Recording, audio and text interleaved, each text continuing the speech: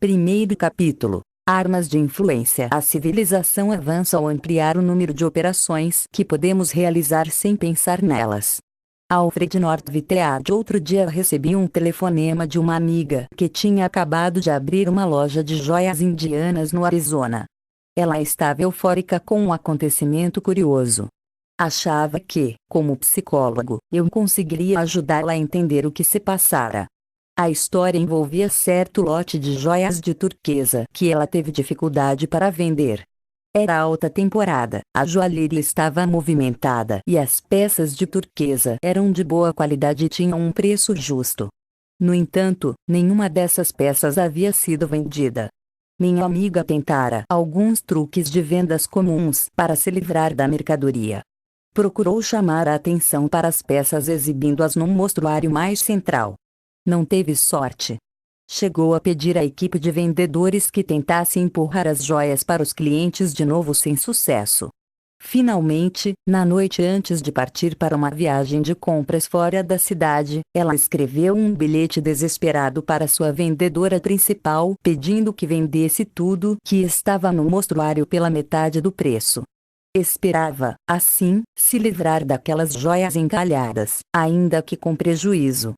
Ao retornar alguns dias depois, não se surpreendeu ao ver que todos os artigos haviam sido vendidos.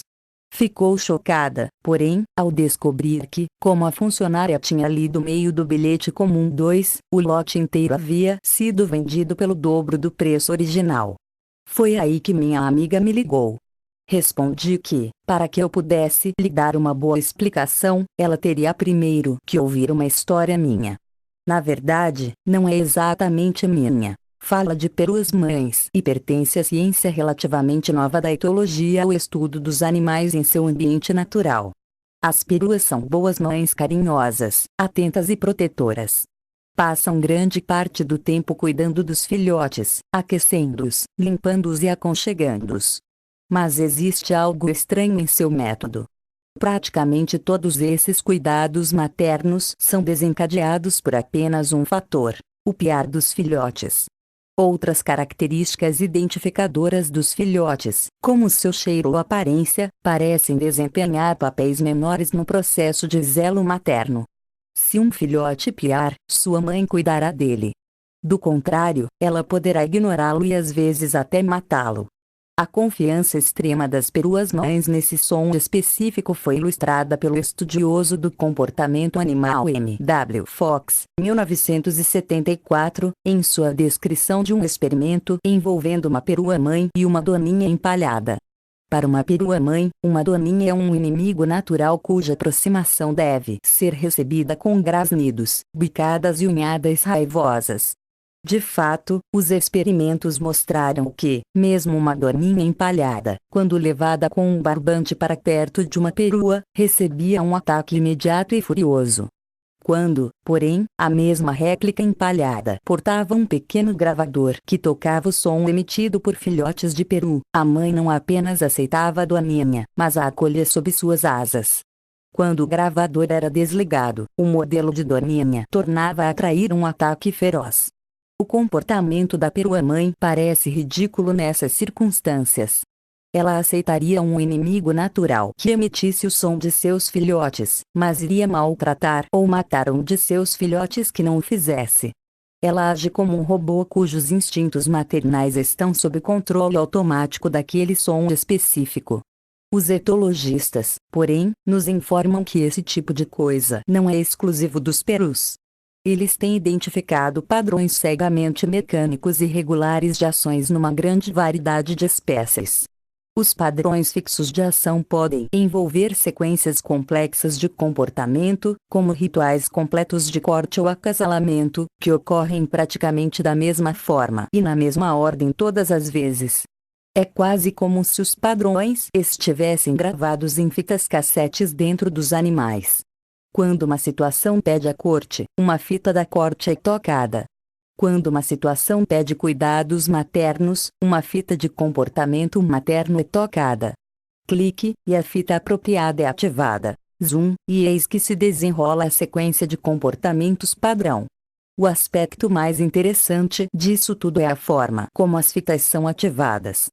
quando um animal age para defender seu território, por exemplo, é a invasão de outro animal da mesma espécie que aciona a fita de vigilância, defesa territorial e, se necessário, comportamentos de combate. Mas existe uma falha no sistema. Não é o rival como um todo que é o desencadeador, e sim alguma característica específica. Com frequência a característica desencadeadora será apenas um aspecto minúsculo da totalidade do intruso que se aproxima. Às vezes uma tonalidade de cor é suficiente. Os experimentos dos etologistas mostraram, por exemplo, que um tordo macho, agindo como se um tordo rival tivesse invadido seu território, atacará com vigor um mero tufo de penas vermelhas de peito de tordo colocadas por perto. Ao mesmo tempo, ele irá praticamente ignorar uma réplica empalhada perfeita de um tordo macho sem as penas vermelhas do peito. Resultados semelhantes foram encontrados em outra espécie de ave, o pisco de peito azul, para o qual parece que o desencadeador da defesa territorial é um tom de azul específico das penas do peito. Antes de criticarmos a facilidade com que as características desencadeadoras podem induzir alguns animais a reagir de formas totalmente inapropriadas à situação, devemos entender dois fatos. Primeiro, que os padrões fixos de ação desses animais funcionam muito bem na maior parte das vezes. Por exemplo, como apenas filhotes de peru normais e saudáveis emitem o ruído peculiar dos bebês de peru, faz sentido a perua-mãe reagir maternalmente àquele som específico. Ao responder apenas àquele estímulo, a perua-mãe normal quase sempre se comportará de maneira correta. Só um trapaceiro, como um cientista, consegue fazer com que sua reação à gravação pareça insensata. O segundo fato importante é que nós também temos nossas fitas pré-programadas e, embora costumem funcionar a nosso favor, as características desencadeadoras que as ativam podem nos induzir a tocar as fitas nos momentos errados. A forma paralela de automatismo humano é demonstrada num experimento da psicóloga social Ellen Langer e seus colegas. Um princípio conhecido do comportamento humano afirma que, ao pedirmos um favor a alguém, teremos mais sucesso se fornecermos um motivo. As pessoas simplesmente gostam de ter motivos para o que fazem. Langer demonstrou esse fato previsível pedindo um pequeno favor a pessoas que esperavam na fila para usar a copiadora de uma biblioteca. Com licença. Tenho 5 páginas. Posso usar a máquina de xerox porque estou com pressa? A eficácia desse pedido acompanhado de um motivo foi quase total. 94% das pessoas indagadas deixaram que ela passasse à sua frente na fila. Quando ela fez o mesmo pedido sem dar uma justificativa, com licença. Tenho 5 páginas. Posso usar a máquina de xerox? Apenas 60% dos consultados concordaram. À primeira vista, parece que a diferença crucial entre os dois pedidos foi a informação adicional fornecida pelas palavras "porque estou com pressa". Entretanto, um terceiro tipo de pedido feito por Langer mostrou que não foi bem assim. Aparentemente não foi a série inteira de palavras, mas a primeira, "porque", que fez a diferença. Em vez de incluir um motivo real para obter o favor, o terceiro tipo de pedido de Langer usou a palavra "porque" e depois, sem acrescentar nada de novo, apenas reafirmou o óbvio. Com licença. Tenho 5 páginas. Posso usar a máquina de xerox porque é preciso tirar umas cópias. Nesse caso, mais uma vez quase todos, 93%, concordaram, embora nenhum motivo real ou informação nova fossem acrescentados para justificar a concordância. Assim como o som dos filhotes de peru desencadeou uma reação maternal automática na perua-mãe, mesmo quando vindo de uma dorninha empalhada, a palavra "porque" desencadeou uma reação de consentimento automático nas cobaias de Langer, mesmo sem receberem um motivo relevante para concordarem. Embora algumas descobertas adicionais de Langer mostrem que existem muitas situações em que o comportamento humano não funciona de forma mecânica, ativado por uma fita, ela e muitos outros pesquisadores estão convencidos de que ele quase sempre funciona. Por exemplo, consideremos a estranha conduta daqueles clientes da joalheria que arrebataram um lote de joias de turquesa somente depois de oferecidas, por engano, pelo dobro do preço original. Não vejo sentido em seu modo de agir, a não ser em termos do automatismo clique, zoom. Os clientes, em sua maioria turistas endinheirados com poucos conhecimentos sobre a pedra turquesa, estavam usando um princípio padrão, um estereótipo para orientar suas compras. Caro é igual a bom. Muitas pesquisas mostram que pessoas em dúvida sobre a qualidade de um item costumam recorrer a esse estereótipo. Assim, os turistas, que queriam joias de qualidade, acharam os itens de turquesa mais valiosos e desejáveis quando apenas o valor foi destacado. O preço sozinho havia se tornado uma característica desencadeadora de uma percepção de qualidade após ter sido aumentado.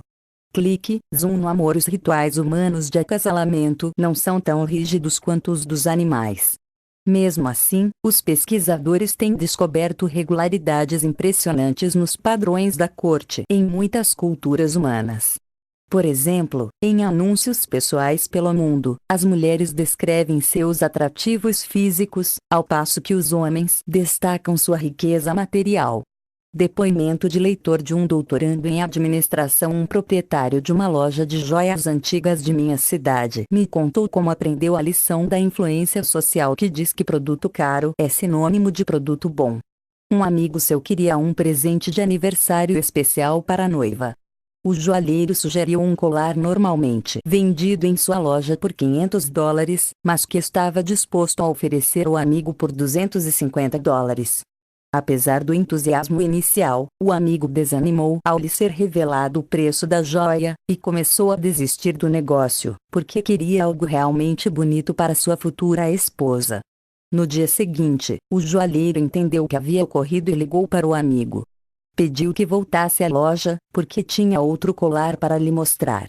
Dessa vez apresentou a peça nova pelo preço normal de $500.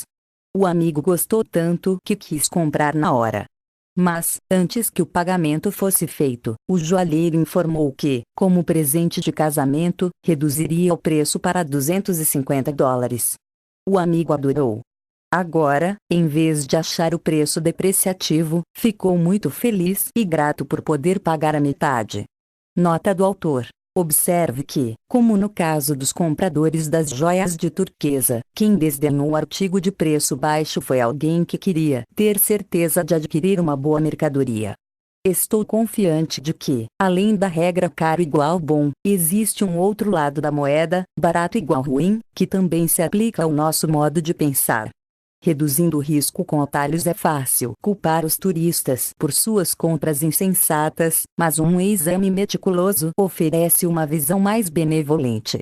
Eles foram educados pela regra "você recebe aquilo pelo que paga" e confirmaram sua legitimidade várias vezes em sua vida. Em pouco tempo, simplificaram a regra para caro é sinônimo de bom. Esse estereótipo funcionou para eles no passado, já que em geral o preço de um artigo aumenta junto com seu valor. Um preço superior costuma refletir uma qualidade superior. Assim, quando se viram na posição de desejar uma boa joia de turquesa, mas sem conhecer direito essa pedra, compreensivelmente confiaram na velha regra do custo para avaliar o mérito da joia. Embora sem perceber, ao reagirem apenas ao preço da turquesa, estavam procurando reduzir seu risco. Em vez de explorar todas as chances a seu favor tentando dominar cada característica que indica o valor de uma joia de turquesa, estavam confiando em apenas uma, aquela que sabiam estar quase sempre associada à qualidade de qualquer item. Estavam apostando que o preço sozinho informaria tudo o que precisavam saber. Dessa vez, porque alguém confundiu um meio com um dois, apostaram errado.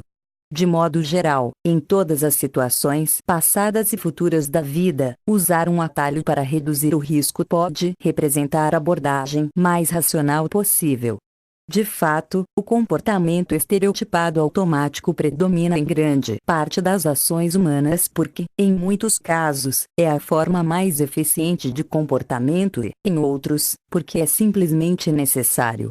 Para viver no ambiente complexo e dinâmico dos dias de hoje, precisamos de atalhos. Não se pode querer reconhecer e analisar todos os aspectos em cada pessoa, acontecimento e situação com que deparamos, mesmo num único dia. Não dispomos de tempo, energia ou capacidade para tal. Em vez disso, temos muitas vezes que usar nossos estereótipos, nossas regras gerais para classificar as coisas de acordo com umas poucas características-chave e depois passar a reagir sem pensar quando uma ou outra dessas características desencadeadoras estiver presente. Algumas vezes o comportamento decorrente não será apropriado à situação, porque nem mesmo os melhores estereótipos e características desencadeadoras funcionam sempre.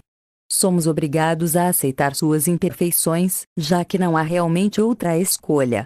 Sem essas características ficaríamos paralisados, catalogando, avaliando e aferindo, enquanto o momento de agir passaria. E tudo indica que estaremos contando com esses estereótipos num grau ainda maior no futuro. À medida que os estímulos saturadores de nossa vida continuarem se tornando mais complexos e variáveis, teremos que depender cada vez mais de nossos atalhos para lidar com todos eles.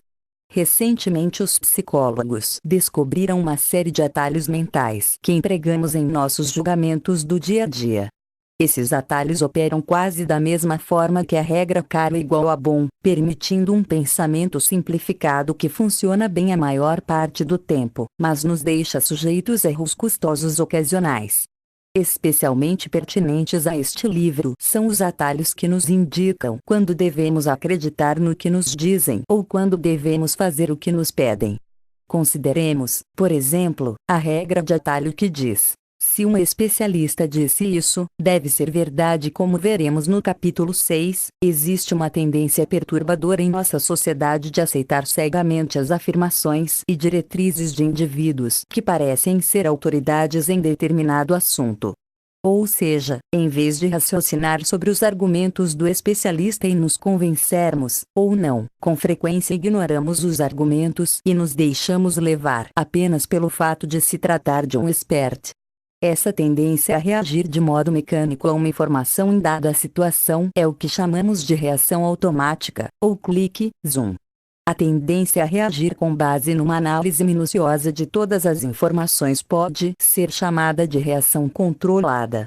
Uma série de pesquisas de laboratório mostrou que as pessoas tendem a lidar com as informações de forma mais controlada quando têm o desejo e a capacidade de analisá-las cuidadosamente. Caso contrário, estarão mais propensas a usar a abordagem mais fácil do clique, zoom. Em um estudo de 1981, Petit, Cassiope e Goldman, alunos da Universidade do Missouri, ouviram um discurso gravado que defendia a ideia de exigir que todos os veteranos fossem submetidos a exames abrangentes para que pudessem se graduar. A questão afetava alguns deles pessoalmente, pois foram informados de que os exames entrariam em vigor no ano seguinte, antes que tivessem a chance de se formar. Claro que aquela notícia fez com que quisessem analisar os argumentos com atenção. No entanto, para outros participantes do estudo, a questão teve pouca importância pessoal, pois foram informados de que os exames só começariam bem depois de se graduarem. Logo, não tiveram uma forte necessidade de analisar com cuidado a validade do argumento. Os resultados do estudo foram claros. Os participantes, sem nenhum interesse pessoal no assunto, foram basicamente persuadidos pela experiência do orador no campo da educação. Eles usaram a regra: se um especialista disse isso, deve ser verdade, dando pouca importância à força de seus argumentos. Aqueles alunos para os quais a questão importava pessoalmente, por outro lado, ignoraram a experiência do orador e foram persuadidos sobretudo pela qualidade de seus argumentos. Portanto, parece que, quando se trata da perigosa reação clique, zoom, nós nos concedemos uma rede de segurança. Resistimos ao requinte sedutor de reagir a uma única característica desencadeadora das informações disponíveis quando a questão é importante para nós. Sem dúvida isso ocorre com frequência. Porém não estou totalmente tranquilo.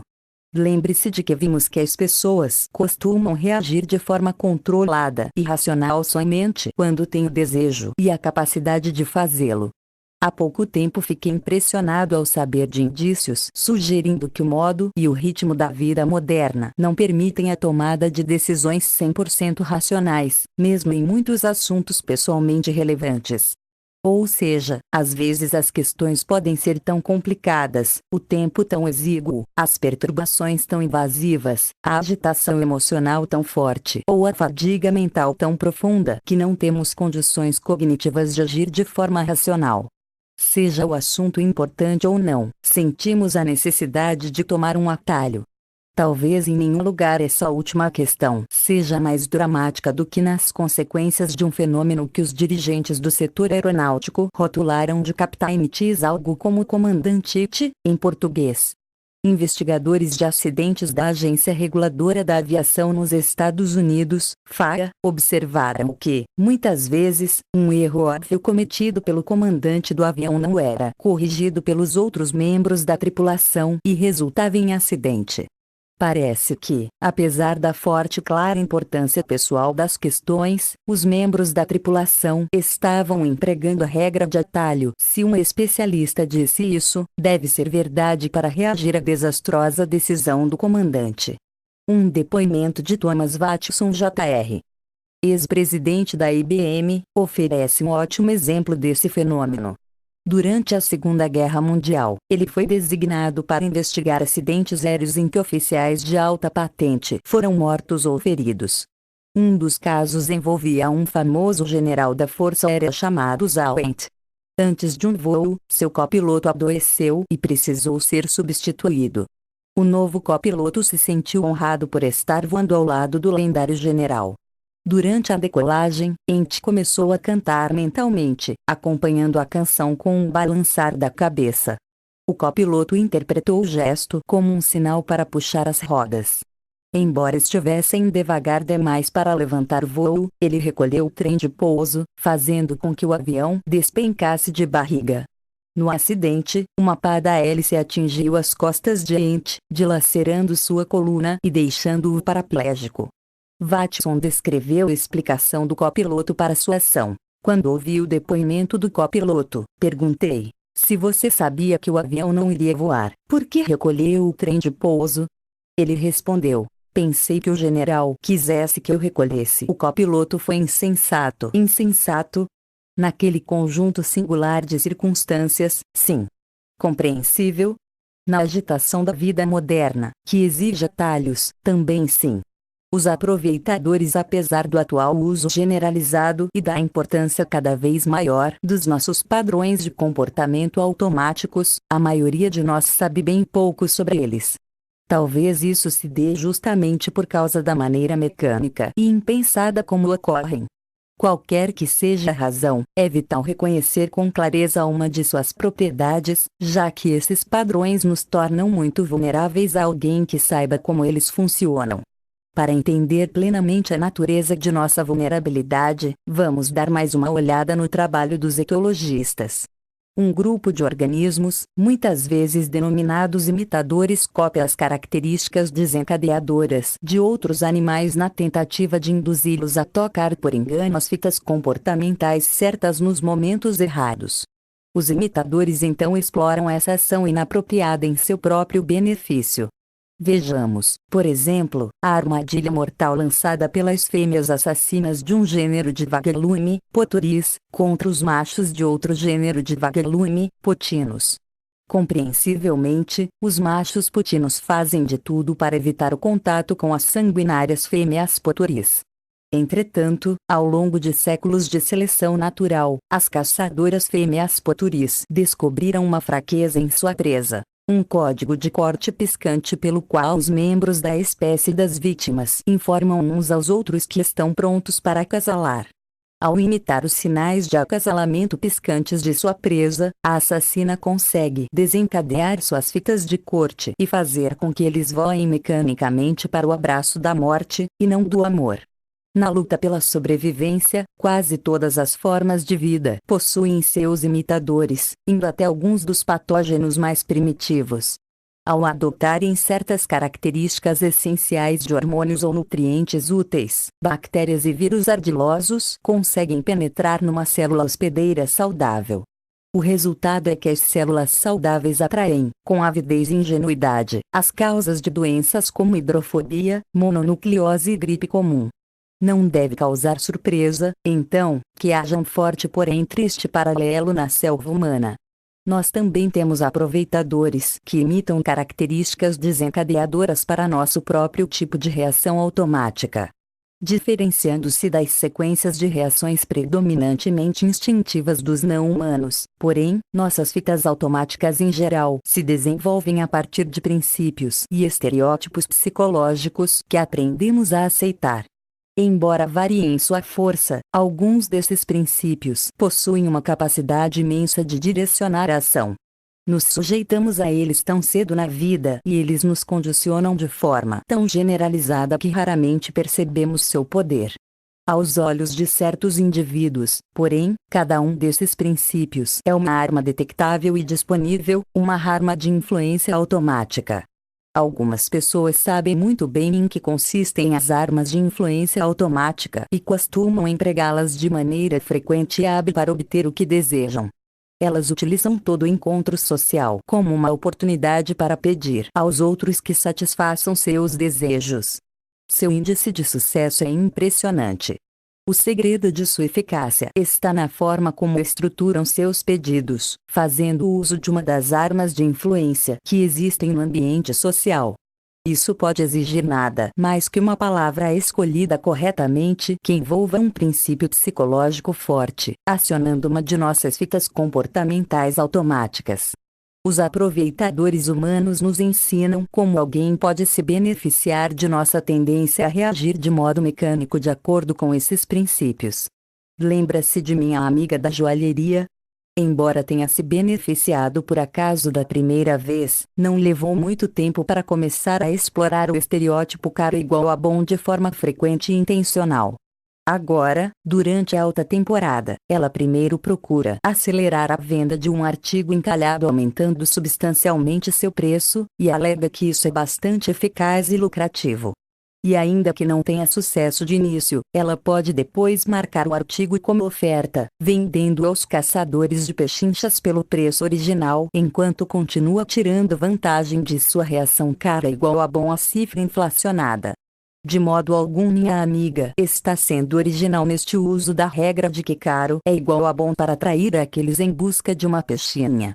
O intelectual escritor Leo Rosten cita o exemplo dos irmãos Durbeck, Sid e Harry, donos de uma loja de roupas masculinas no bairro de Rosten na década de 1930. Quando um cliente encontrava um terno de que gostava e perguntava o preço a Sid, ele chamava o irmão, o gerente da loja, e perguntava: Harry, quanto custa este terno?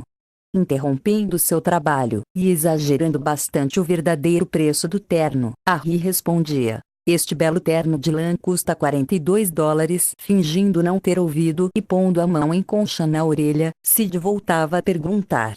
De novo Harry respondia: custa $42. Então Sid se voltava para o cliente e informava: ele disse $22. Muitos homens compravam logo o terno e saíam rápido da loja com sua pechincha, caro é igual a bom, antes que o pobre Sid descobrisse o erro.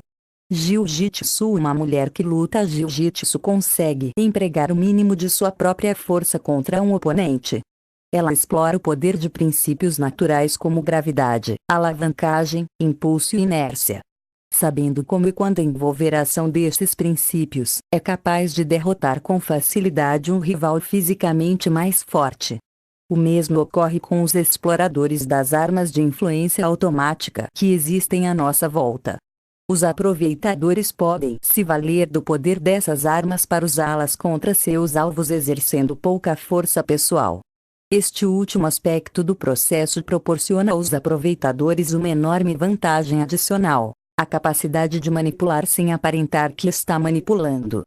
Mesmo as próprias vítimas tendem a ver seu consentimento como resultado da ação de forças naturais, e não da maquinação da pessoa que se beneficia dessa anuência.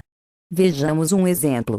Existe um princípio na percepção humana, o princípio do contraste, que afeta a forma como vemos a diferença entre duas coisas quando apresentadas uma após a outra. Em suma, se o segundo item for razoavelmente diferente do primeiro, é grande a probabilidade de vê-lo como mais diferente do que de fato é. Assim, se erguemos um objeto leve primeiro e depois um objeto pesado, acharemos o segundo objeto mais pesado do que se o tivéssemos erguido sem antes erguer o leve. O princípio do contraste está bem consolidado no campo da psicofísica e se aplica a todo tipo de percepção, não apenas ao peso. Se estamos conversando com alguém muito atraente numa festa e depois surge uma pessoa pouco atraente, esta nos parecerá menos atraente do que realmente é. Uma demonstração do contraste perceptivo costuma ser bastante empregada em laboratórios de psicofísica para apresentar os alunos a esse princípio. Eles se revezam sentando-se diante de 3 baldes de água, um frio, outro na temperatura ambiente e um quente. Após colocar uma das mãos na água fria e outra na água quente, o estudante é instruído a pôr ambas as mãos simultaneamente na água de temperatura ambiente. Os olhares espantados que se registram logo em seguida explicam tudo. Embora as 2 mãos estejam no mesmo balde, a mão que esteve na água fria sente como se agora estivesse em água quente, enquanto aquela que esteve na água quente sente como se agora estivesse em água fria. O fato é que se pode fazer com que a mesma coisa, neste caso, a água com temperatura ambiente, pareça bem diferente dependendo da natureza do acontecimento precedente. Saiba que a arma de influência fornecida pelo princípio do contraste não permanece inexplorada. A grande vantagem desse princípio não é apenas sua eficácia, mas também o fato de ser praticamente imperceptível. Aqueles que o aplicam podem lucrar com sua influência sem deixar transparecer que estruturaram a situação a seu favor. Vendedores de roupas constituem um bom exemplo. Suponha que um homem entre numa loja de roupas masculinas sofisticadas e diga que quer comprar um terno de 3 peças e um suéter.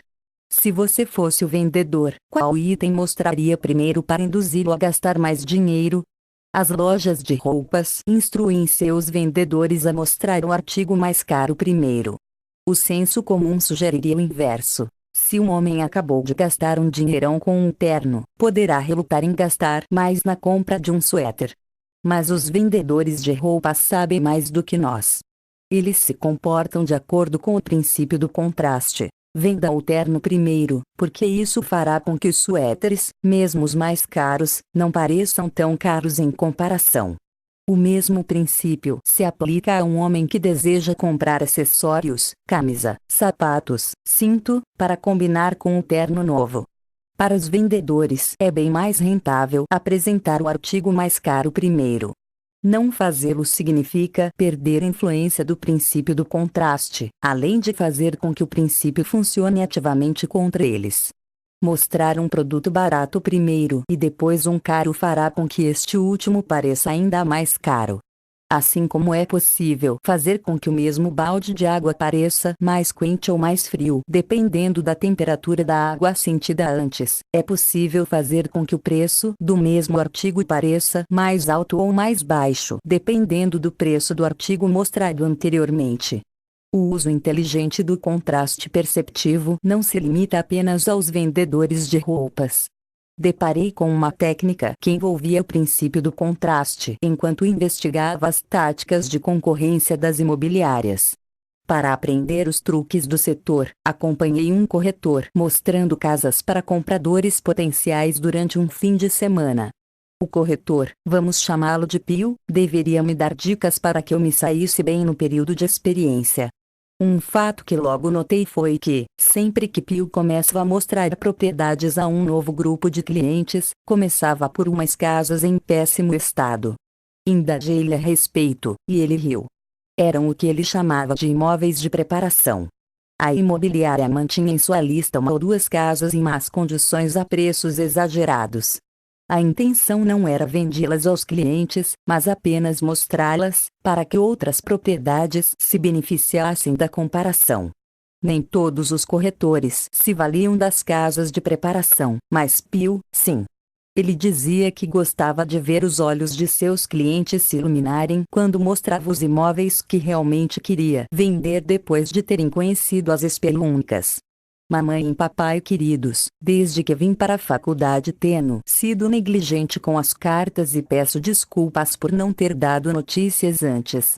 Vou contar as novidades agora, mas, antes de lerem, por favor, sentem-se. Não continuem se não estiverem sentados. Bem, estou me virando direitinho. A fratura do crânio e a concussão que sofri ao saltar da janela do meu dormitório, que pegou fogo logo após a minha chegada, estão quase curadas. Passei apenas 2 semanas no hospital e agora já consigo enxergar quase normalmente e só sinto aquelas dores de cabeça horríveis uma vez por dia. Por sorte, o incêndio no dormitório e o meu salto foram testemunhados por um frentista do posto de gasolina próximo ao dormitório, e foi ele quem chamou os bombeiros e a ambulância. Ele também me visitou no hospital e, como eu não tinha onde morar porque o dormitório foi destruído, fez a gentileza de me convidar para ficar no seu apartamento. Na verdade é um quarto no porão, mas bem legalzinho. Ele é um bom rapaz e nos apaixonamos perdidamente. Planejamos nos casar. Não marcamos a data exata ainda, mas será antes que minha gravidez se torne aparente. Sim, mamãe e papai, estou grávida. Sei quanto vocês queriam ser avós e que darão ao bebê o amor, a devoção e o carinho que me deram quando eu era criança. A razão do atraso em nosso casamento é que meu namorado tem uma infecçãozinha que nos impede de passar pelos exames de sangue prenupciais, e eu, por descuido, a contraí também. Sei que vocês irão recebê-lo na nossa família de braços abertos. Ele é simpático e, embora não tenha formação acadêmica, é ambicioso. Agora que já dei as notícias, quero dizer que não houve incêndio no dormitório, não tive uma concussão, nenhuma fratura no crânio, não estive no hospital, não estou grávida, não estou noiva, não estou infectada e não tenho namorado. Porém, tirei 4 em História e 2 em Química, e quero que vejam estas notas a partir de uma perspectiva adequada. Sua filha, Sharon, anexo um contraste perceptivo e a faculdade Sharon pode estar quase reprovada em Química, mas tirou 10 em Psicologia. Os vendedores de automóveis lançam mão do princípio do contraste esperando até que o preço de um carro esteja fechado para então sugerir itens opcionais. Depois de chegar a um acordo envolvendo milhares de dólares, os $200 extras por um luxo, como um rádio sofisticado, parecem um valor quase trivial. O truque está em mencionar as opções independentemente umas das outras, para que cada precinho pareça irrisório se comparado com o valor bem maior já fechado. Como compradores experientes de carros podem confirmar, muitos preços finais de veículos econômicos se tornam desproporcionais depois do acréscimo dessas opções aparentemente insignificantes. Enquanto os clientes, já com o contrato assinado na mão, ficam perplexos com o total a pagar, só podendo culpar a si mesmos, o vendedor do carro exibe o sorriso triunfante do mestre de jiu-jitsu.